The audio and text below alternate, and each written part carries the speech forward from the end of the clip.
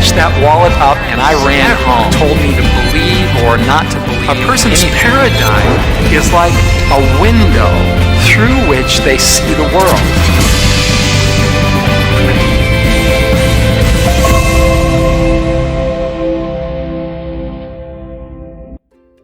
J'ai grandi dans un foyer où il semblait que nous ne croyions en rien du tout.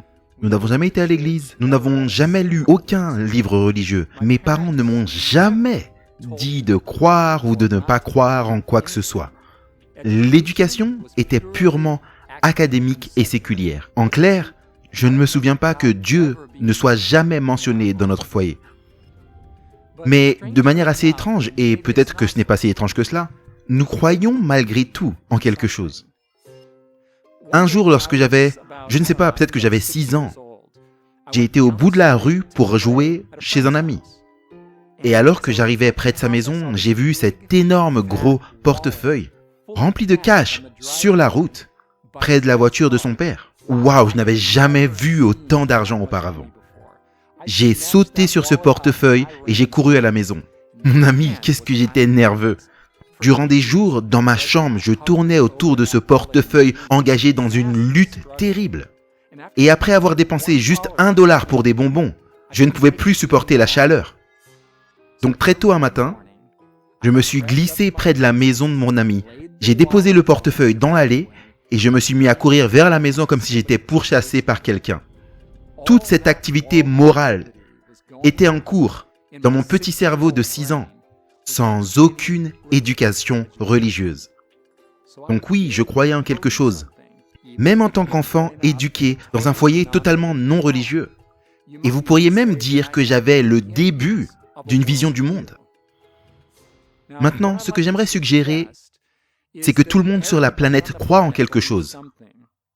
Chacun d'entre nous a dans son esprit ce qui est parfois appelé un paradigme, comme dans changement de paradigme.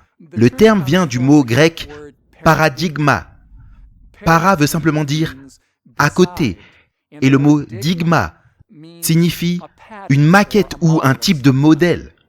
Donc, le paradigme d'une personne est en gros un modèle qu'il a dans son esprit pour représenter ce qu'il croit concernant la réalité.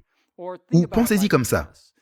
Le paradigme d'une personne est comme une fenêtre à travers laquelle il voit le monde. C'est un pack d'idées fondamentales qui forment la structure de la vision du monde d'une personne ou de son système de croyance. Mais maintenant, regardez ça.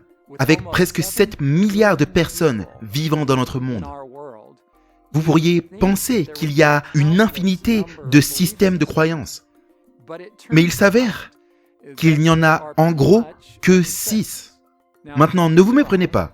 Je n'essaye pas de suggérer que tout cela est super simple. Bien sûr, il y a un nombre illimité de philosophies différentes et de religions. Mais voilà le truc. Toutes se résument à l'une des 6 idées de base concernant ce qui se passe dans notre univers. Le paradigme numéro 1, c'est ce qui est appelé le matérialisme, ou plus clairement, l'athéisme. Il n'y a pas de Dieu, et la vie n'est qu'un accident biologique sans aucun sens quelconque. Le paradigme numéro 2, c'est ce qui est appelé le panthéisme. L'idée ici, c'est que la nature elle-même est Dieu, et il n'y a pas de Dieu personnel distinct de la nature. Numéro 3, c'est ce que nous allons appeler le théisme d'apaisement. C'est un grand mot, mais cela veut dire que Dieu est un tyran assoiffé de sang. Et nous sommes tous assez en problème, à moins que nous puissions trouver un moyen de calmer sa colère. Paradigme numéro 4, c'est le théisme déterministe. Dans cette vision du monde, l'idée de base, c'est que Dieu n'est que contrôle. Tout ce qui arrive est le fait de sa volonté souveraine. Tout. Le bien, le mauvais et le moche. La 5e vision du monde est appelée le déisme. Dieu a créé le monde et ensuite l'a abandonné. Il nous a simplement laissés à nos actions et à notre disparition. Il n'est pas impliqué dans notre vie du tout. Et le paradigme numéro 6 est ce que nous allons appeler le théisme bienfaisant, parfois appelé le théisme libre arbitre. Dans cette vision, Dieu est amour. Et il nous a créés pour l'amour. Ce qui signifie qu'il devait nous créer avec le libre arbitre comme mode d'opération fondamental. C'est une courte liste, je sais, mais testez-la parfois. Prenez un moment pour vous arrêter et penser à quelle vision du monde vous possédez. Je pense que vous pourriez trouver que nous entrons tous dans l'une des 6. C'est comme si chacun d'entre nous se tient à la fenêtre, regardant le monde. Nous avons tous au moins une vision viscérale du monde, de la réalité, de Dieu et de nous-mêmes. Et même si nous ne pouvons pas décrire ce que nous croyons en quelque chose. Du moins, nous ressentons la vision que nous avons dans notre cœur et nous vivons en accord avec ces dictats émotionnels. Elle nous conduit, que nous pouvions la nommer ou pas, l'expliquer ou pas, à agir comme nous agissons et d'être qui nous sommes. Vous savez, j'ai remis ce portefeuille parce qu'à un niveau dans mon cœur de 6 ans, je croyais que c'était mal de le garder.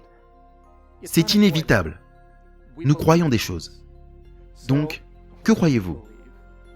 Quel est votre paradigme?